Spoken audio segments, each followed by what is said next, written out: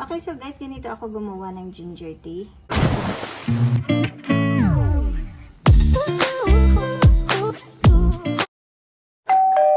Tanggalin natin to. Tanggalin natin tong mga nakausli.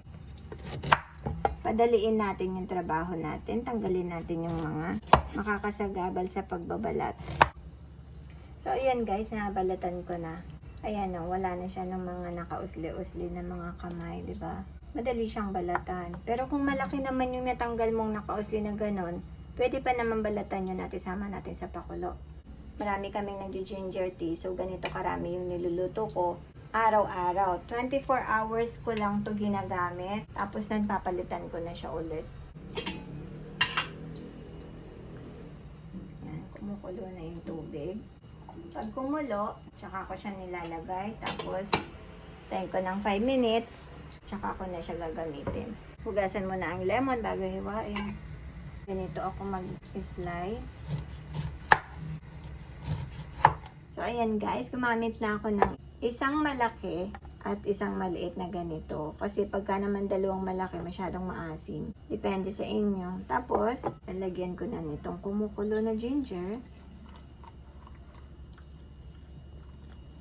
At lagyan natin ng isang kutsara or 1 tablespoon ng honey.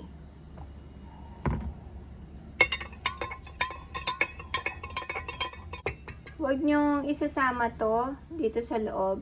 Kung kaya nyong may mapait na lasa, okay lang sa inyo. Pwede nyong isama. Pero kung sa bata, huwag nyo nang isama tong. May naglulubog kasi ng ganon. Mapait siya. Hindi magugustuhan ng bata. Pwede naman mainit na tubig lang at saka lemon. Pwede rin yon. Pwede rin naman na mainit na tubig at saka ginger lang. Pwede rin naman na mainit na tubig at saka honey lang. Lahat yun may benefits. Pero dahil sa gusto nating makuha in these times, yung lahat ng benefits nila, ipinag-combine natin silang lahat. Alam natin na ang ginger may antioxidant siya. Ang lemon naman ay pang-boost immune system. Yung namang honey ay fights for the throat infection and sa coughing. May mga inuubo-ubo. Ito ang pinaka-best na inumin at saka pagka mayroong mataas na lagnat, kahit pa paano makakatulong na bumaba ang lagnat.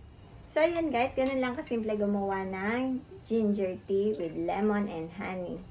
Sponsored by ano yan? Listen,